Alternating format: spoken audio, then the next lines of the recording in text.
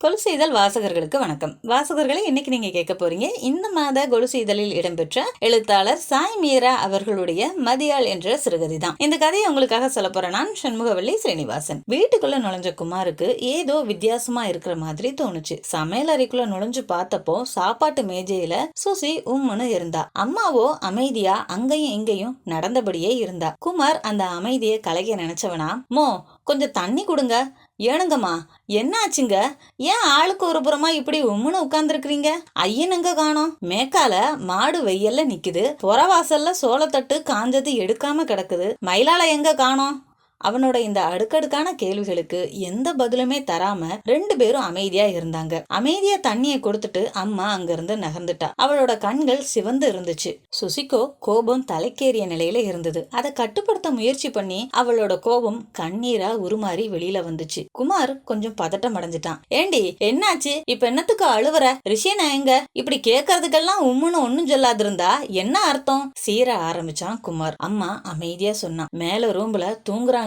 உனக்கு உங்குறதுக்கு எடுத்து வைக்கட்டா? அம்மா இப்படி கேட்டு முடிக்கிறதுக்கு முன்னையே குமாருக்கு கோபம் வந்துருச்சு. என்னங்கம்மா, இப்ப என்ன ஆச்சுதுன்னு சொல்றீங்களா? மாமன் எங்க? ரிஷி இந்நேரத்துல தூங்க மாட்டானே, என்ன ஆச்சுதுங்க? பாக்கியத்தோட குரல் சற்றே உடைஞ்சு போனது. கண்ணா, மயிலா புள்ளைக்கு அடிபட்டுருச்சு கண்ணு. குமார் கொஞ்சம் அழுத்தமா கேட்டான். யாரு? மதியாளுக்கா? சரி, அதுக்கே இப்படி நீங்க அழுவுறீங்க? 10 கொடுத்து புள்ளைய ஆஸ்பத்திரிக்கு தட்டி விட்டுருப்பீங்கல்ல? பாக்கியத்தா மேலும் தயங்க ஆரம்பிச்சா. அது இல்ல கண்ணு அப்படின்னு அவ இழுக்கும் போதே சுசி தன்னோட ஒட்டுமொத்த கோபத்தோடு கத்த ஆரம்பிச்சா. மயிலா பிள்ளைக்கு அடிபடலைங்கன்னு நம்ம ஐயன் தான் தள்ளி விட்டுடுச்சு. கொலைகேஸ்ல உள்ள போக போகுது. அந்த பிள்ளைக்கு என்ன ஆச்சோ தெரியல அப்படின்னு அவ சொல்லி நிறுத்தவுமே குமார் பதறி போயிட்டான். என்ன சொல்ற?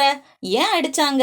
எந்த ஆஸ்பத்திரிக்கு தூக்கிட்டு போனாங்க? அவன் கேட்டுக்கிட்டு இருக்கும் போதே மேஜை மேல இருந்த சுசியோட போனு அடிக்க ஆரம்பிச்சது. தொடுதிரையில அவளுடைய கணவர் ஈஸ்வர் பேர் வரவும் 2 நொடியில சுசி வேகமா போனை எடுத்தா. ஹலோ ஈஸ்வர், மதின்னு அவ ஆரம்பிக்கும் போதே எதிர்முனையில இருந்த பரமேஸ்வரன் ரொம்ப நிதானமான குரல்ல பேச ஆரம்பிச்சார். அங்க இருந்த அமைதியான சூழ்நிலையால அவர் பேசினது பக்கத்துல இருந்த குமாருக்கு நல்லாவே கேட்க முடிஞ்சது. ஒண்ணுமில்ல சுசி, குழந்தை நல்லா இருக்கா. சிங்கநல்லூருக்கு கூட்டிட்டு வந்துட்டேன். பயப்படாம இரு, நான் கூடவே இருந்து ஈவினிங் கூட்டிட்டு வந்துடுறேன். பெருசா எதுவும் அடி இல்ல. எனக்காக பொய் சொல்றீங்களா? எதுனாலும் சொல்லிடுங்க ஈஸ்வர்னு கெஞ்சுற குரல்ல கேட்டா சுசி. பரமேஸ்வரனோ, இல்லம்மா, நிஜமா எதுவும் இல்ல. மதி நல்லா இருக்கா. தலையில லேசா அடி, 2 தையல் போட்டிருக்காங்க. கழுத்துல கீரல் தான் விழுந்திருக்கு. கண்ணு முழிச்சுட்டா. நல்லா இருக்காமா?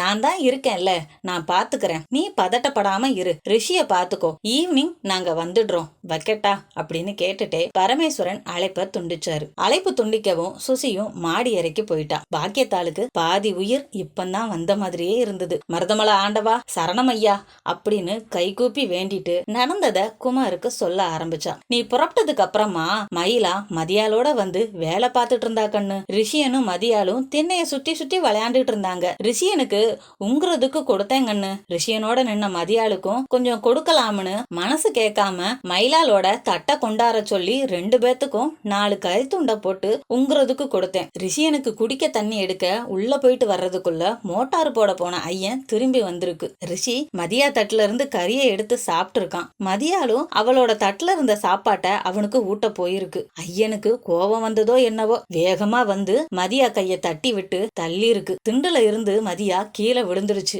அம்மானு பலமா ஒரு சத்தம். கீழே இருந்த கலக்கொத்து பட்டு மதியா கழுத்துல ரத்தம் வர்றத பார்த்ததும் பதறி போயிட்டோம். பின்ன தலையில இருந்தும் ரத்தம் வந்துச்சு. சத்தம் கேட்டு சுசியா ஓடி வந்து புள்ளைய தூக்கிட்டா. தட்டை ஒதுக்குன மயிலா ஓடியாந்து புள்ளைய தூக்குறா. புள்ள தலை நிக்காம கொடக்குன்னு சாஞ்சிட்டு கண்ணு. எங்களுக்கு பொக்குன்னு ஆயிடுச்சு. மயிலா தம்பி பரம கீழப்புறத்து காட்டுலதான் மருந்தடிச்சிட்டு இருந்தான். ஏதோ என்னவோன்னு ஓடி வந்தவன் மதிக்கு தான் அடிபட்டிருக்குன்னு தெரிஞ்சதுக்கு அப்புறம் வேகமா அவனோட எக்ஸல் பைக்கை எடுத்துட்டு வந்து ஆஸ்பத்திரிக்கு கூட்டிட்டு போனான். இந்த சத்தத்தை கேட்டு மாப்பிள்ள மாடியில இருந்து வந்துட்டு காரை எடுத்துக்கிட்டே பின்னாடியே போனாங்க. இப்ப வரைக்கும் என்கிட்ட உசுரே இல்ல கண்ணு.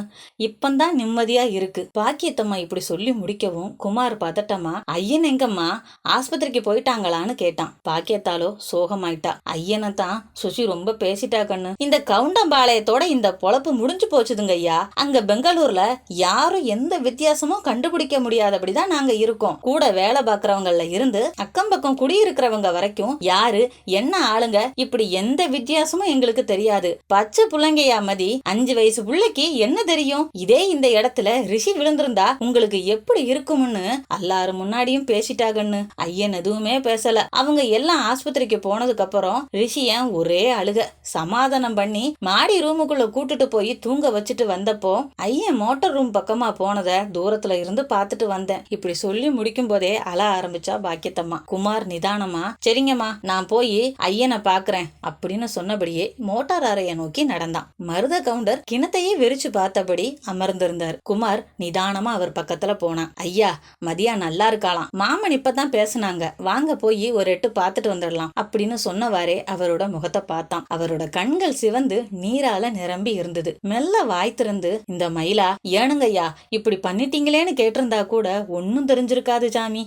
ஒரு பார்வை பார்த்தா பாரு, அப்படியே எங்க ஆத்தா பழனி ஆத்தா போய் சேரையில என்ன பார்த்த மாதிரியே இருந்தது. இப்படி சொல்லி அவர் நிறுத்தவும் நிலைமைய சரி செய்ய நினைச்ச குமாரு, ஒண்ணுமில்லைங்கய்யா, மதியாளுக்கு அடிபட்ட பதட்டத்துல அப்படி பார்த்திருப்பா. நீங்க வாங்க, பழமும் பிஸ்கட்டும் 2 அண்ணா வாங்கிட்டு போய் பார்த்துட்டு வந்துடலாமுங்க, மாமா வேற தனியா இருக்குதுல்ல, வாங்கன்னு சொல்லி அவரோட கைய பிடிச்சு இழுத்தான். மருத்துவமனை படுக்கையில இருந்து மதி மெல்ல எழுந்து மயிலா கொடுத்த பாலை குடிச்சுக்கிட்டு இருந்தா. குமார் உள்ள நுழைஞ்சதும் வாங்கிட்டு போன பழங்களுக்கு நடுவுல இருந்து சாக்லேட்டை எடுத்து மதி கிட்ட கொடுத்தான் குமார். மருத கவுண்டர் அமைதியா நின்னுக்கிட்டு இருந்தாரு. அவரோட கையில ஒரு பொம்மை ஒண்ணு இருந்தது. அதை கொடுக்க சொல்லி குமார் இடிச்சப்பந்தான் அவரு மதிய நிமிந்தே பார்த்தாரு. மருதையன் கொடுத்தாரு. குழந்தை முகமலர்ச்சியோட வாங்கிக்கிட்டு, ஐ நல்லா இருக்குதுங்க ஐயா அப்படின்னு 2 கரம் நீட்டி வாங்கிய குழந்தை அடுத்த நிமிஷமே, ஐயா ரிஷியனுக்கும் இந்த மாதிரியே இருக்குதுங்கல்ல, அப்புறம் அழுவானுங்க, இந்தாங்க இத ரிஷியனுக்கு கொடுங்கன்னு சொல்லி சிரிச்ச முகமா கொடுத்தா. மயிலா மெல்ல வாய் திறந்து, சுசிங்கம்மா நிற மாசத்துல வலை போட்டு கூட்டு வந்ததுல இருந்து கூடவே இருந்ததுங்களா,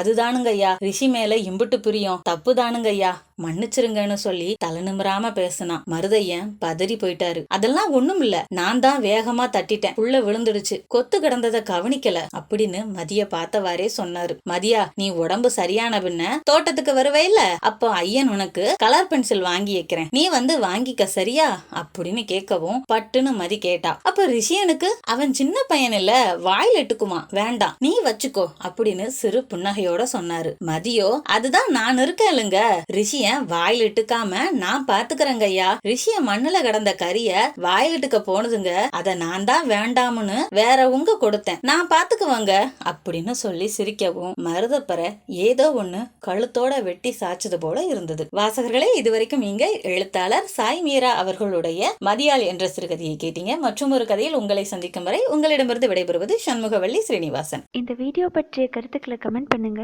சேனலை மறக்காம சப்ஸ்கிரைப் பண்ணுங்க.